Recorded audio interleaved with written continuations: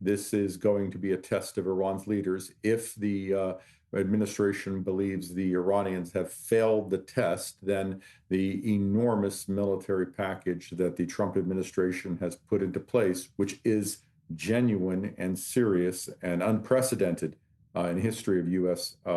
Pressure against the Islamic Republic, will likely be put to use. Look, from Israel's perspective here, and I think from a lot of the outside analysts, the nuclear program was seen to be mostly dealt with in this last June, according to Mr. Trump as well, that this was a non-issue.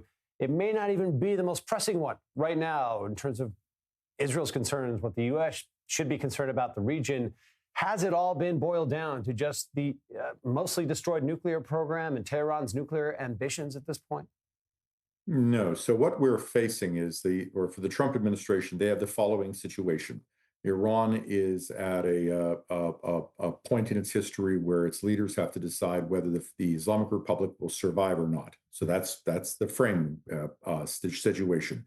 The nuclear weaponization program has certainly been severely degraded, if not destroyed, but it can be rebuilt.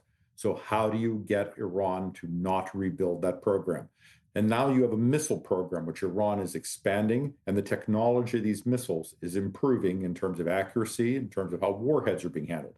How do you get Iran not to build that program any further? Plus, Iran's space launch vehicle program looks exactly like an intercontinental ballistic missile program, which is expanding and will be a threat to the United States in the future. How do you prevent that from happening? And last, Hezbollah, Hamas, and the Houthis still exist, and the Quds Force still exists. And that's a recipe for a renewal of proxies in a few years. How do you prevent that from happening? So it's reasonable that the Trump administration would look at this situation and say, how do we exert pressure right now to prevent this all from happening in the future? Or do you kick the can down the road and pay the price at some time at a future point? The Trump administration is doing smart policy and trying to see how it can prevent these costly things from happening in the future.